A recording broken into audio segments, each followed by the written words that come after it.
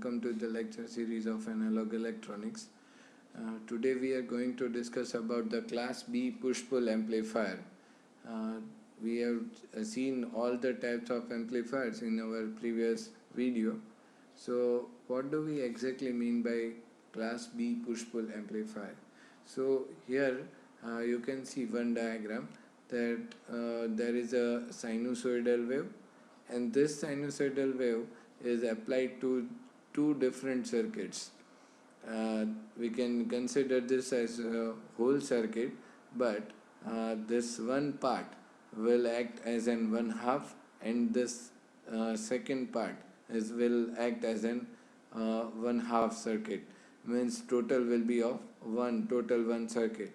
So in this section, what happens that in this push-pull amplifier, first of all, for this positive half cycle, the first transistor which is being placed over here will be conducting, and after that, for the second half cycle, that is our negative half cycle, for that negative half cycle the other half will be conducting.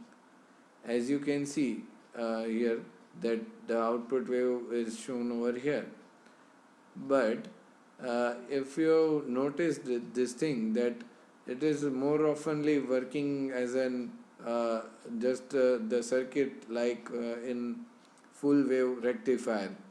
So likewise this operation is there, and here we can consider that one half and the other half will work for a different cycles, that is positive half cycle and the second is negative half cycle.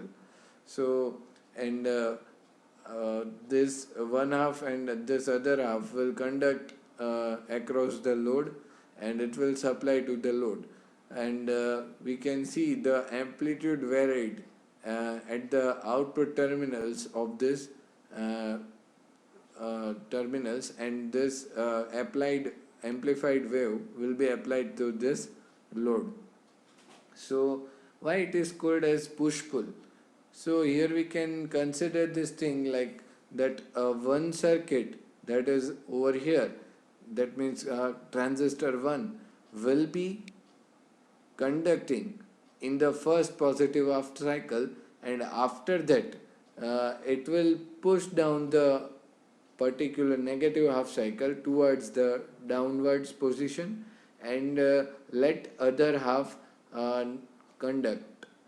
So this way we can consider that a push kind of action will be between these two transistors, and after that, whenever the negative half cycle conduction will be over, the other half will pull out this voltages towards them, and after that it will conduct for the particular cycle. So this way we can consider this push configuration and pull configuration between these two halves. So in order to get this configuration as an push-pull, we need to apply two different transistors. That is, one is NPN transistor that provides the negative half cycle of the AC cycle, and the second one is the PNP transistor that provides the positive half. So this way the class B push-pull amplifier will work. The transistor will only conduct when it is turned on by one half of the AC cycle. That we all know this thing, and that is very basic thing that we should know. So after that we must be able to learn the circuit diagram. So let's understand with this circuit diagram of the class B push-pull amplifier. Here you can see the class B push-pull amplifier circuit diagram. The center tap transformer on the input produces opposite polarity signals to the two transistor inputs, just same as that of full wave rectifier that you have already studied in the basic electronics subject. So the center tap transformer on the output combines the two halves of the AC waveform together. Here you can see that two halves are there, one is Q1 and second is Q2. This one will conduct for the positive half cycle and this one will conduct for the negative half cycle.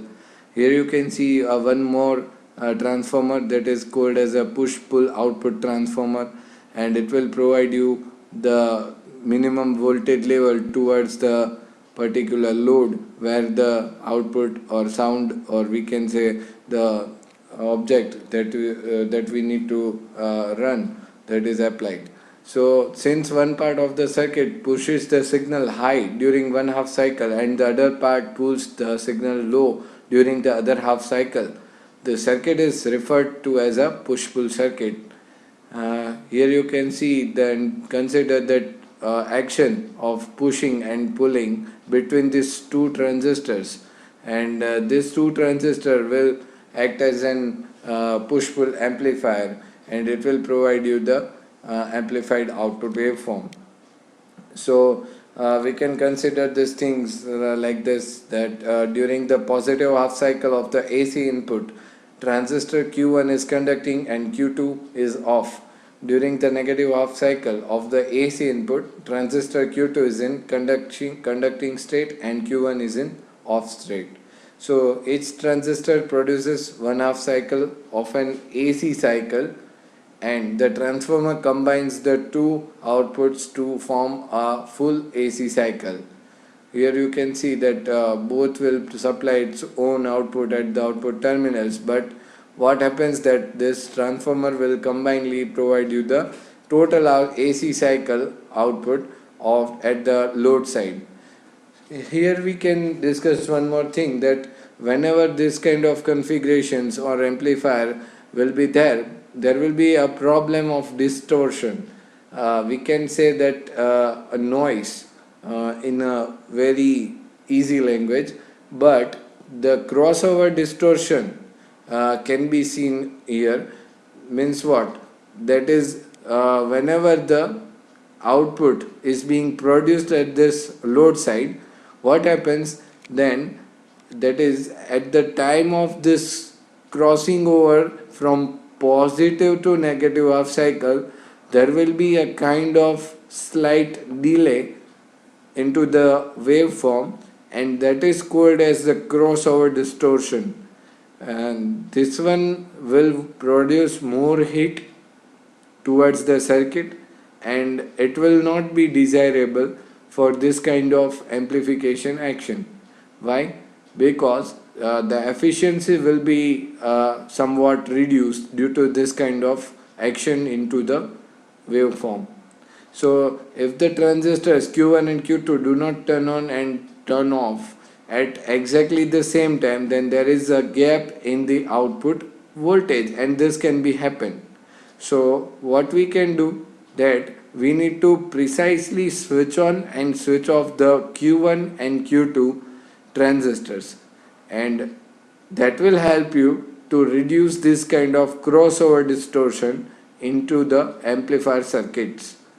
So this is a kind of disadvantage of the push-pull amplifier, but we can say that if we do something about the switching of the transistor, we can take it as a switch, as we have already discussed these things in basic electronics, that how a switch can be working and why we call the diode or transistor as a switch, and how it will work as a switch, that we have already discussed in the basic electronics.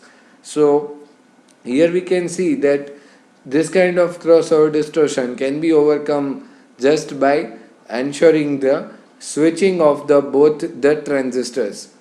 There are some kind of advantages of this push-pull amplifier, and they are push-pull circuit give more output as per active device. Now what do we exactly mean by this active device? That is, active device means what? The devices which are more oftenly provide you the amplified, or we can say the more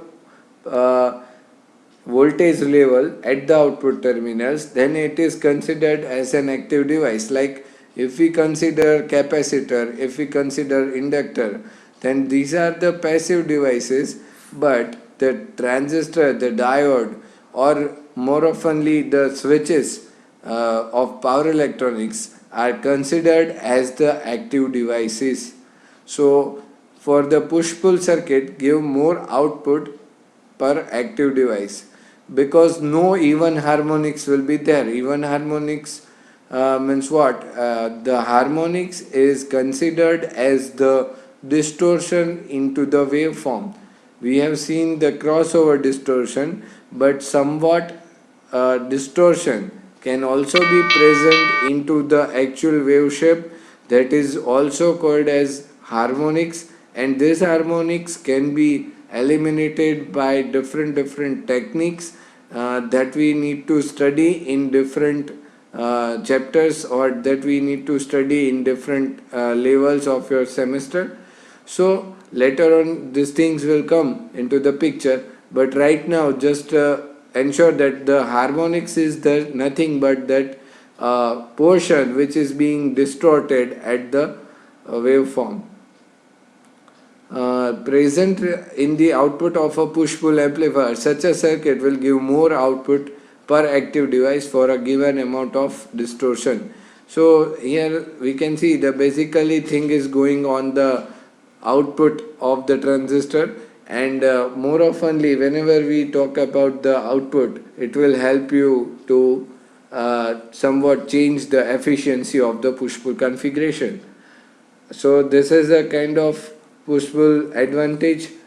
The second advantage is that it eliminates any tendency toward core saturation and non-linear distortion of transformers.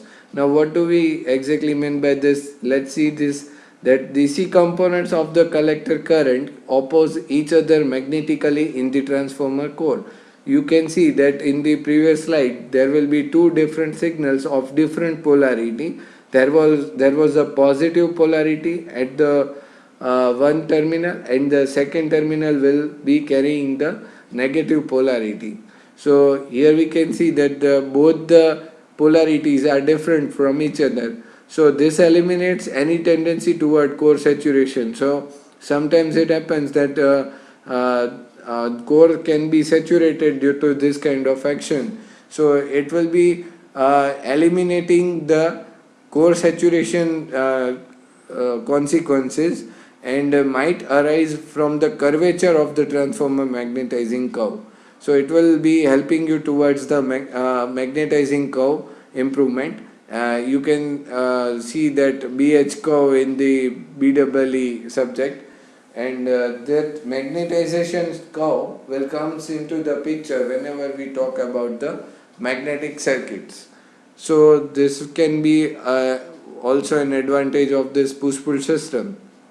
After that, we can see that ripple voltage will not appear in the load. Ripple voltage we have already studied in the basic electronics chapter, that ripple is nothing but a wave shape which is being moved at the actual value, and it will show you some different values comparing to the actual values. So that voltage is called as the ripple voltage, will not appear in the load.